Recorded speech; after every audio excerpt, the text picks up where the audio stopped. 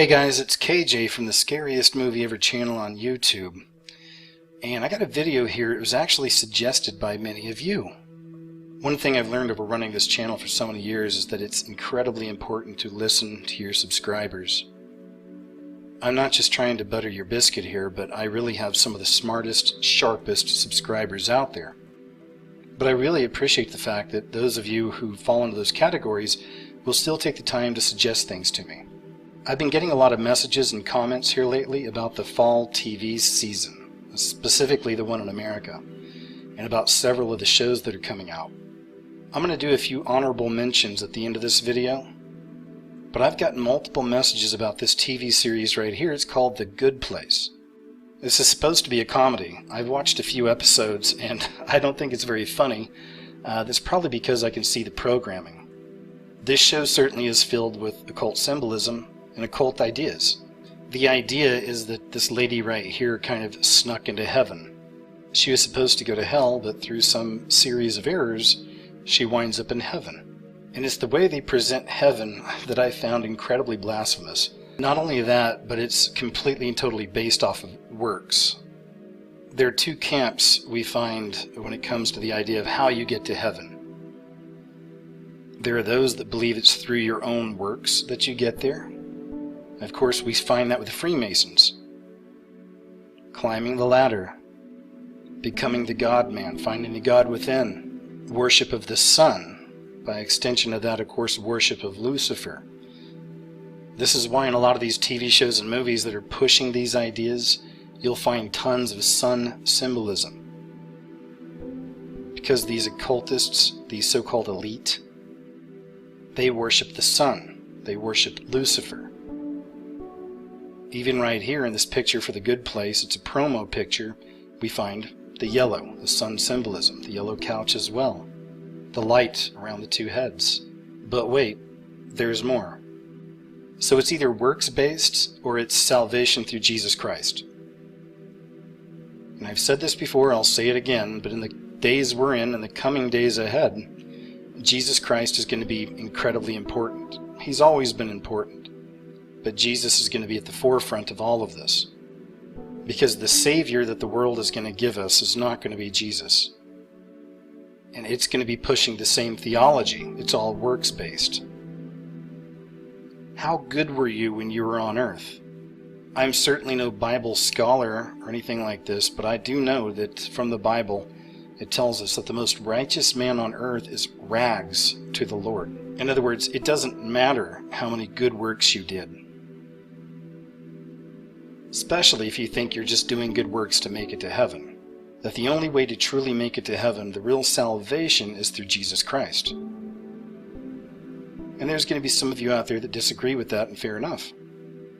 That being said, here's an example right here. They're kind of running a video for all the newcomers to heaven at one point. And they're explaining how they got there. And they're explaining how all the people showed up, how they got to heaven. It was all through their works. You can see here some of the good works, they're in green, and then the bad works that would send you to hell are in red. Look, you got plus 60 points for maintaining your composure in line at a water park in Houston. You get negative 53 if you tell a woman to smile. Step carefully over a flower bed, plus 2 points. As far as I'm concerned, complete and total idiocy. Now here's an example of one of the people that made it to heaven. And look at all the good works she did. Donated blood. Brought her own bags to the grocery store. Hey, she let someone merge in traffic. Ate vegan. The one at the top there, hosted refugee family. Look at all those points they got. Again, complete and total idiocy. This is works-based salvation, which again is completely and totally unbiblical. But it's an idea that you'll find in the lodge. There's a lot more going on in this show. Again, it's just very blasphemous. I mean, this is supposed to be heaven, but you have couples in here who are talking about switching up and having sex with each other and things like this. Okay, so, this is their version of heaven.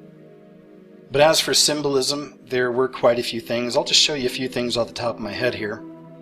But there's one symbol in particular that I found in this series that when I saw it, I knew I was going to make a video about this. I was convinced, okay, it's all there for a reason. We talk a lot on the channel about a lot of these occult TV shows. These TV shows that have these occult ideas or New World Order ideas they're pushing out there. And oftentimes it's predictive programming. There's lesser magic at play. There's social engineering taking place. But it's very interesting how a lot of the themes will line up with our reality. Literally a reflection, a mirroring, a duality. So isn't it interesting that we find in the very first episode of this show the creepy clowns? The guy on the right is Michael, and he's apparently, I guess, the main guy that kind of runs this particular realm of heaven. And he's showing this girl that just showed up to heaven her new house. Of course, he's explaining how all the houses were completely developed with the individual in mind. So they'll reflect the person. So she gets to her house, and it's filled with clown pictures. I didn't get a picture of it, but even in this, there's not just clown pictures. There's actually like a kind of a glass aquarium in this house, and it has a clown costume inside of it as well, just a costume. So the clown theme is there in the first episode. Interesting, I thought, especially considering the creepy clown craze, right, that is seriously exploding now. And it started off with creeper clowns out in the woods, and now we got them actually attacking people. Moving on, here's another symbol that we see in all kinds of things, and I point this out in a lot of my videos.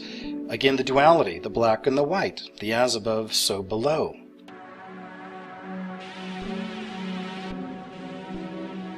So these are just a few of the themes I found. Again, common themes, occult themes we find in so much of the entertainment nowadays.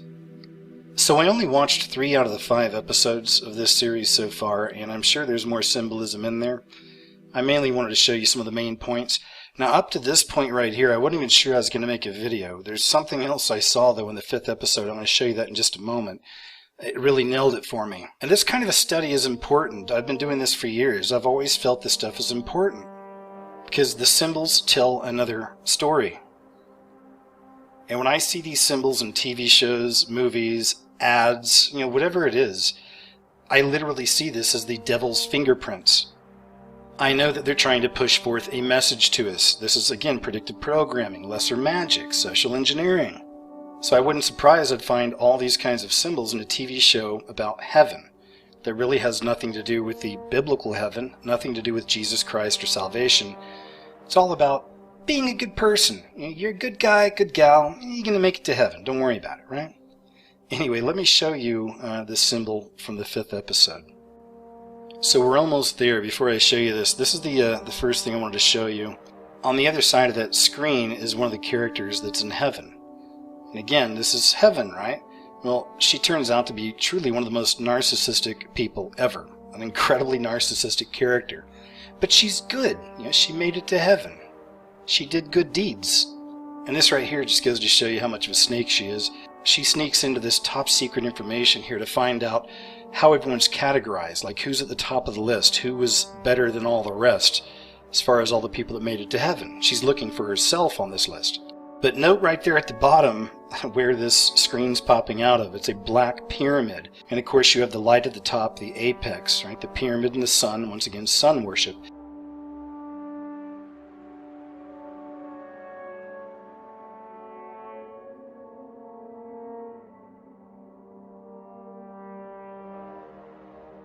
So you have the apex as the light that creates the screen for her. Now this is her looking at the screen. And just take a look at the very last number, the 322. I've seen a lot of symbols in a lot of movies and TV shows and ads and things like this, but I don't see a lot of confirmations. You need to have more than one. It also has to do with the plot. It also has to do with the story. What's the theme? What is it they're really trying to get across to you there? There's a lot of different factors that come into play before I personally will make a video about so-called Illuminati symbols and something. But when I saw this and the Black Pyramid, I knew we had something. And again, not surprised, they're pushing forth this idea of a false heaven. A heaven where people can go that only did good deeds, right? But the 322, man, it's the 322. Where have we seen the 322 before? The 322 goes back to the American Illuminati, the Skull and Bones Club. And if you're not familiar with it, please look it up for yourself, and you'll see this is a very real thing that exists. So is this all just a coincidence? I certainly don't think so, especially considering all the other symbols we found and the overall theme of the show. As for honorable mentions, some other people have mentioned some other shows to me here. Timeless is one of them. There have only been a couple episodes come out so far. It's a really interesting show about time travel. There's a bad guy going back in time. He's trying to change things, and there's a small team chasing him down and trying to stop him. Obviously, you have the pyramids down there in the corner, but there's something else that really stands out in this show. It's this right here. I mean, the time machine itself just happens to be an enormous all-seeing eye. So is that just a coincidence, you know? Is it just, you know, just something they threw out there as a Hollywood thing? They just put him in an eye, you know? The company that built the time machine is called Mason Industries.